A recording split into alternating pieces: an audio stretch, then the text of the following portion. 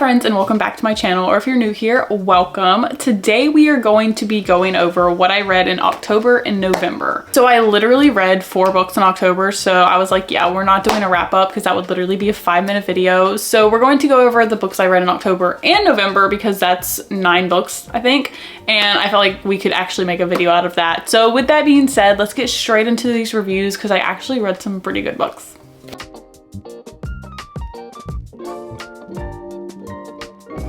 Okay, so the book that we started off October with was Jasper Vale by Devney Perry, and I gave this book 3.25.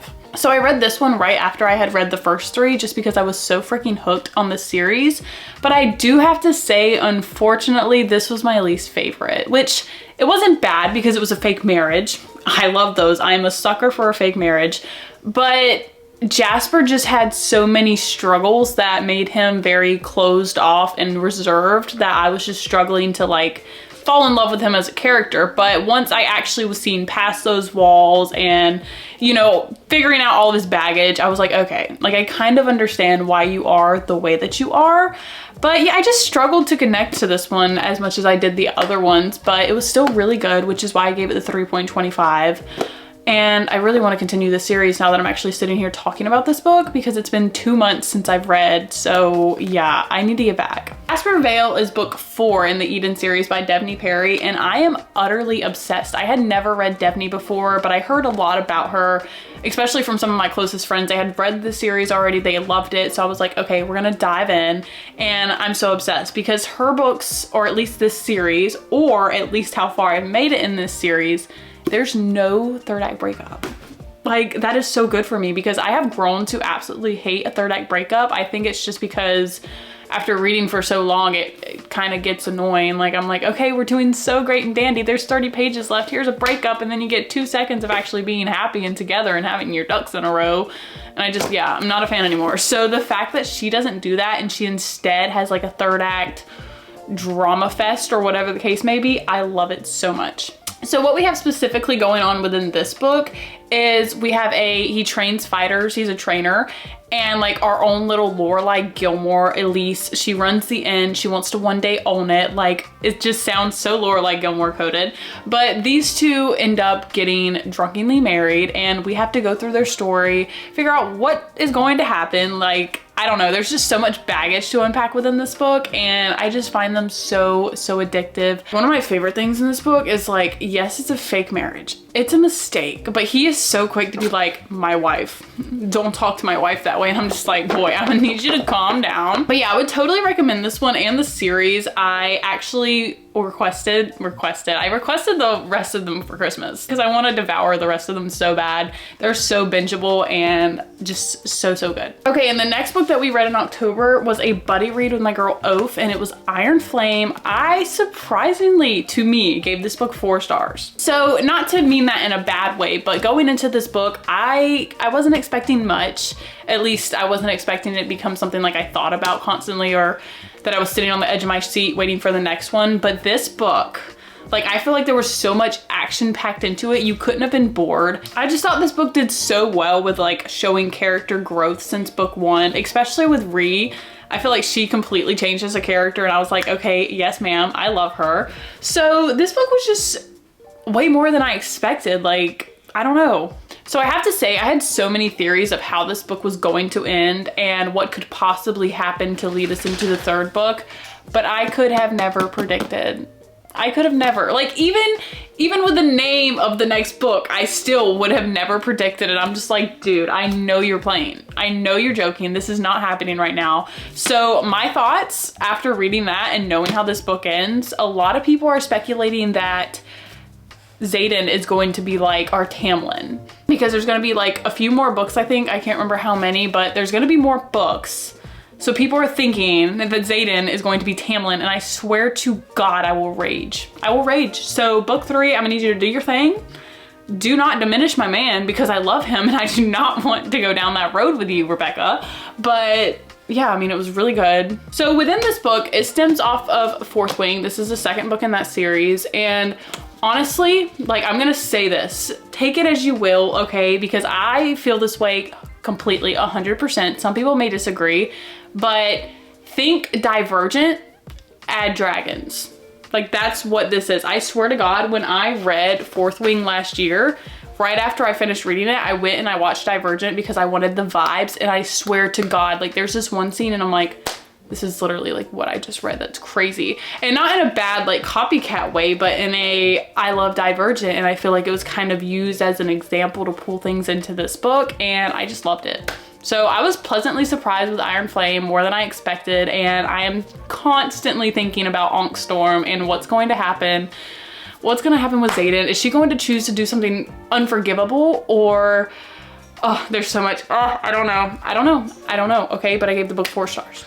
Okay, and the next book that we read in August was One Dark Window by Rachel Gillig. Yep. And I gave this book 3.5 stars. So I'm going to be completely honest, I felt so indifferent towards this book, especially in the beginning, because I just felt like it had a really slow start, which, to be fair, a lot of fantasies do. You have to do the world building and getting to know the characters and their background and all that fun stuff. But it just wasn't fun for me. I did not enjoy the world building too much, but once we got past that, actually into the story where things were questionable and we were trying to be sneaky and all that fun stuff, I was like, okay, like I can get down with this. And I mean, even though I did feel so indifferent, I still could not put this book down because the magic in this book is just so intriguing. I don't feel like I've really ever read anything quite like it. It was very different. So I'm very excited to see what happens within the next book, especially because of the way this book ended. But yeah, I mean, I'm excited, but I'm also petrified because no. So within this book, the simplest way to put it is there was a disease that went around and certain people caught it, certain people didn't. Well, the people that caught it, they gotta go. Can't live, sorry. And Elspeth, she caught the disease. Nobody knows this, okay? It's a secret she keeps very, very down low. Like, she could die if people find out. So she keeps it very low key, and we have to watch her try to survive in a world where she could be put to death for who she is, what she is. And it's just, we get to follow her journey of her trying to stay alive and trying to fight for the rights of the infected, I guess you could say. So I found this book very intriguing, especially Elspeth as a character. Like, although it took me a minute to click with her, I was like, okay, like I really enjoy this character, and her flaw was just so intriguing to me. So I just found it really interesting. I read it super fast, and the nightmare, oh my God. Because, hold on, because it'll make sense if I read this. Elspeth Spindle needs more than luck to stay safe in the eerie, mist-locked kingdom of Blunder. She needs a monster. She calls him the Nightmare, an ancient spirit trapped in her head. He protects her, he keeps her secrets, but nothing comes free, especially magic. So there is this nightmare in her head, and it's just so freaking cool, like going back and forth between these two people and learning more about the nightmare, learning more about Elspeth, learning more about Raven. Like, the entire thing was so fun. I definitely recommend this if you're trying to try out new fantasies. I felt like it was a pretty easy read. And if you just like fantasies in general, I thought it was super cute and super cute. I thought it was super fun, and I'm really excited for, what is it, 2 Twisted Crowns? I think that's the second one. I still need to get it, but it was great. I loved it. And the last book that we read in October, this is honestly my savior of October. This is the book that got me feeling back to me. Like, I was not reading. It took me so long to get through. Like, this is what I read for the majority of October. Just 3 books. That's literally it. And I'm pretty sure Iron Flame I mostly did on Audible. So I was just not feeling it. I was like, what is a book? What is reading? I'm not quite sure. And then I picked him up, and I gave this book 4 stars. I will say, like, I don't usually read a lot of books with pictures. Typically, if it has pictures, it's Sophie Larkin. It's like the fan art, if you know what I'm saying. Okay, but this book had pictures within it, and I just found that to be such a fun part of it. So, you know, they start off all normal and cutie, okay? Mallory has just gotten out of rehab, okay? She's had a hard life, but she gets this job. These people they know her background. They know she's just now getting out of rehab, but they offer her a job to take care of their son and kind of just be a stay-in nanny, you know? So she's going to live a little bit behind the property in her own little shack or whatever you want to call it. And she's going to start living here and hanging out with this kid, taking care of the family, da-da-da-da-da. And then weird things start to occur. So it begins with, what was his name, Teddy? Okay, so it begins with Teddy like drawing normal kid pictures like I showed you, the goat, you know? And everything's normal, she's loving it, cool, and you know, just normal everyday kid pictures. And then things start to get a little strange, and we get pictures like this. Like, that is terrifying, okay? So you just continue to read, and this kid is like I don't know, it's like he's speaking for somebody else, if you get what I'm saying by that, and like conveying it in these images. So the entire book, she's trying to put together these images, find out what is the story, who is trying to tell the story, and then we have outside characters that kind of come in to help us understand what's going on, other outside characters that are like, you need to chill. And it's very interesting because she's just gotten out of rehab. She has had struggles in her life. So, I mean, do you expect her to go to the homeowner and be like, hey, your kid's drawing pictures, I think he's possessed, this is crazy? No, because they're gonna think she's crazy. So she's stuck in the in-between of, okay, this is weird, but what am I supposed to do? So she decides to figure it all out for herself. She's going to investigate, she's going to puzzle it all together, and she's gonna find out what the heck is going on. And I just found it to be so, so fun. I really wanna read more of Jason's books because it was just so, so bingeable, so grasping. Like, ever since I started it, it had me until the very end. It was so, so good. And it's actually like, just talking about it right now is making me wanna pick up another thriller so bad. Oh, I also have to say, the most unpredictable ending, like ever. I never saw that coming, and when I figured out like what exactly was going on in the story they were trying to tell us, I was astonished. I was like, wait, you're being for real? Like, that's actually what happened. It's so crazy. I recommend that book. Please read it. It was so, so good. Okay, and the next book I read, I actually don't have a copy of yet because it was a beta read, but The Rules of You and Me by Emma Miller. I gave that book 4.5 stars. All right, so some tropes you get in this book, which are really fun, is best friend's brother, forced proximity, forbidden romance, and found family. And when I say found family, I mean Emma is so talented with the way she writes her characters. Like, I genuinely feel like I know these people, like we hang out all the time. It's great, it's grand.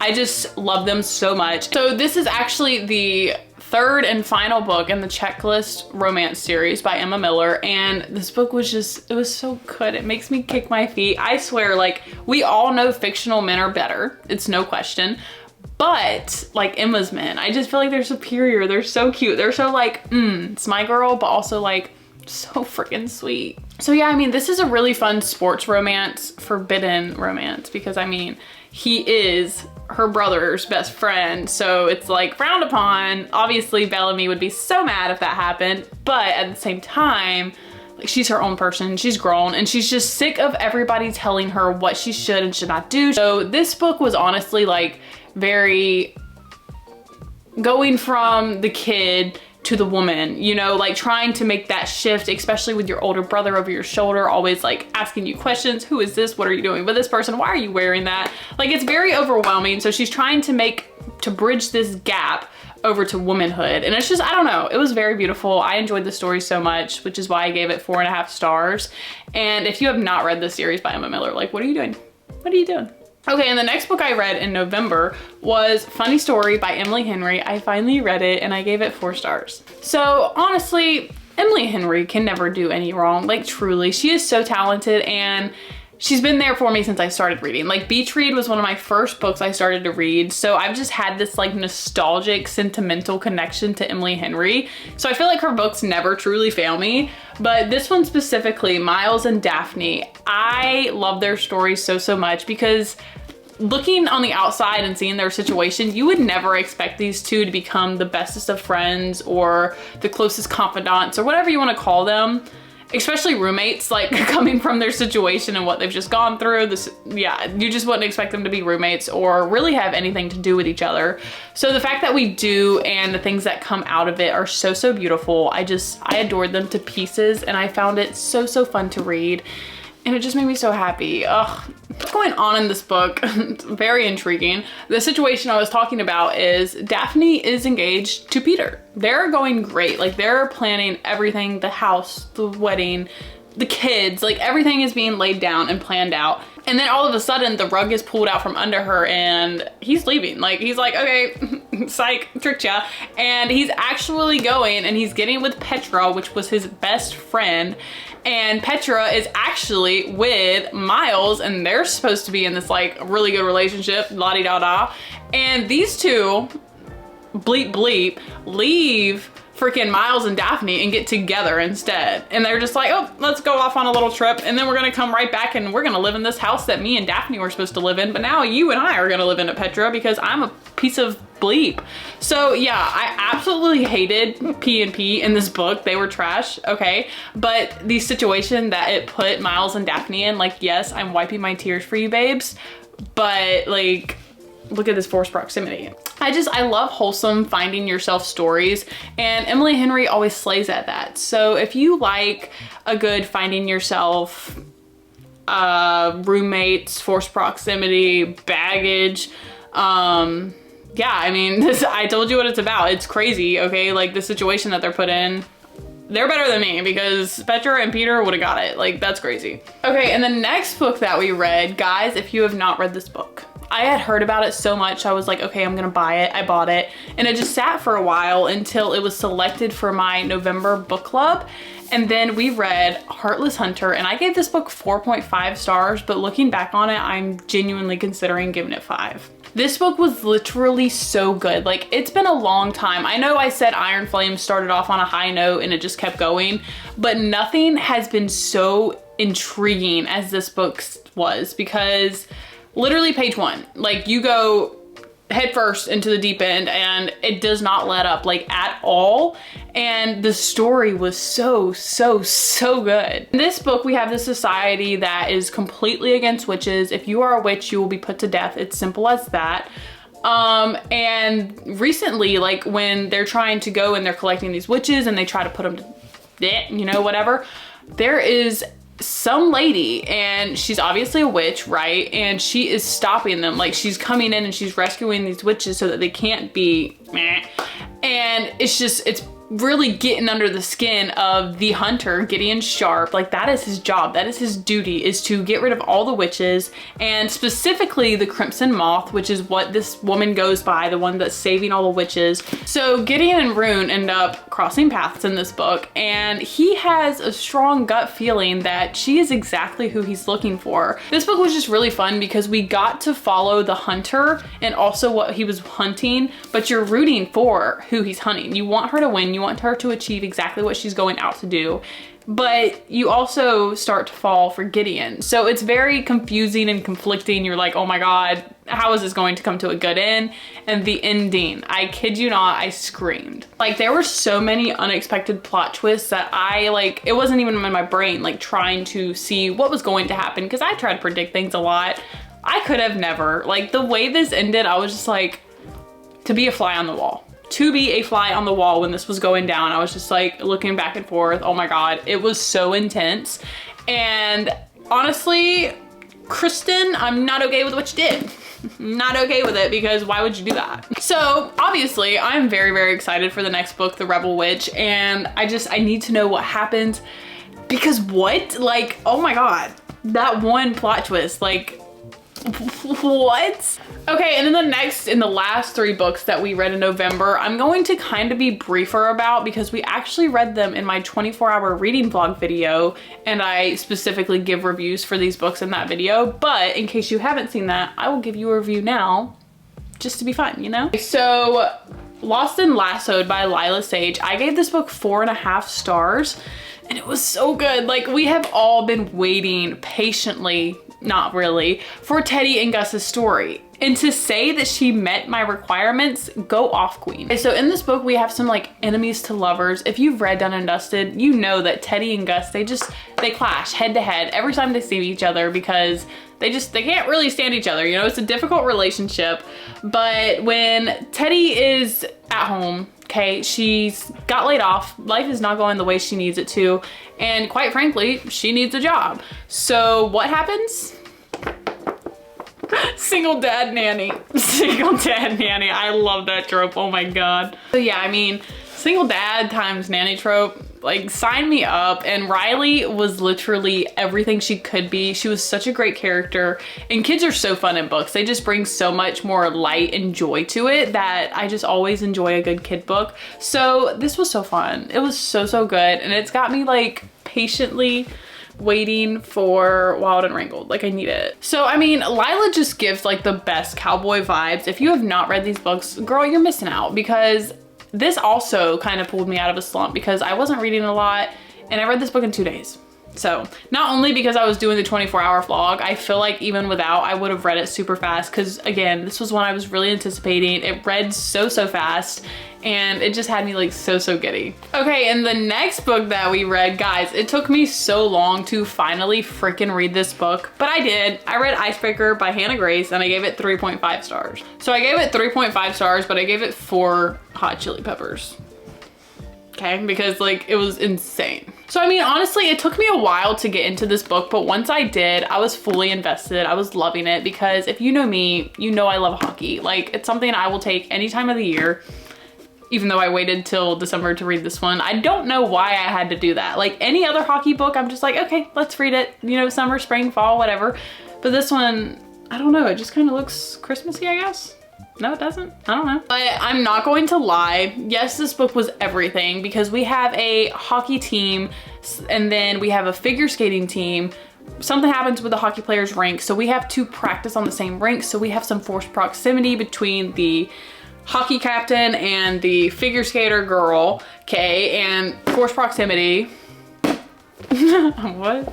So I just thought it was really fun to have these two like merge together, and he is so like head over heels and she's like, get away from me, you know, whatever.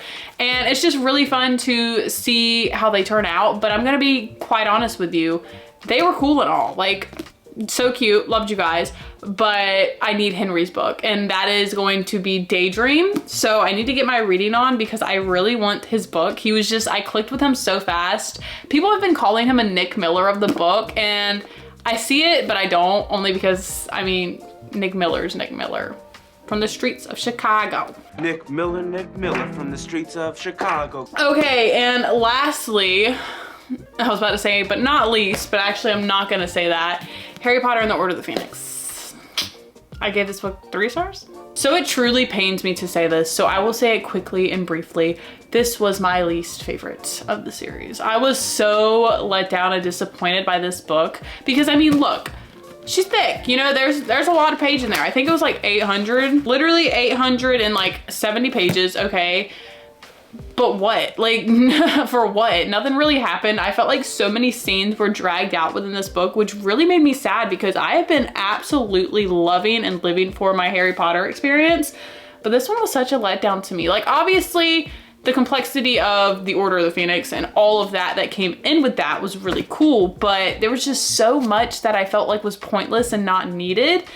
And I just felt like we kind of went off the rails a little bit. I was like, what are we doing here? Okay. But obviously it did not steer me away from Harry Potter because I have already read, what's the next one? The Half-Blood Prince, and that was so good.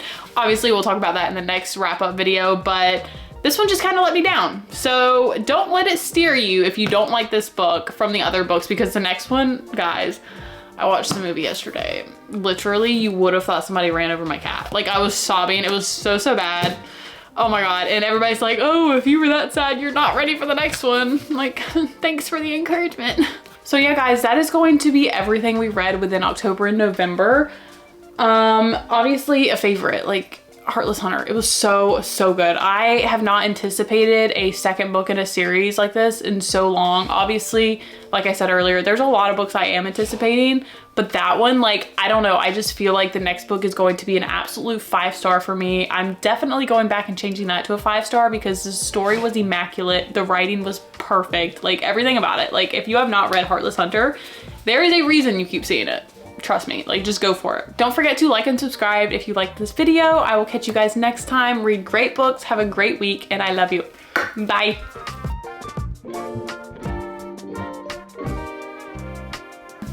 Every time, it never fails. It never fails. Okay, this sweater's so comfortable. ADHD. Today why do I keep looking down? So many theories of how this book was going to end, how we were, because there's gonna be way many more books. That sounded weird. And then all of a sudden, the rug is pulled from under her feet and this dude's like, yeah, I don't wanna be with you anymore. I wanna be with my best friend, Petra. Petra, okay? Who the fuck is Petra? And I love wholesome Harry Potter. You're an idiot, now I'm sure. We just got freaking ripped from prison.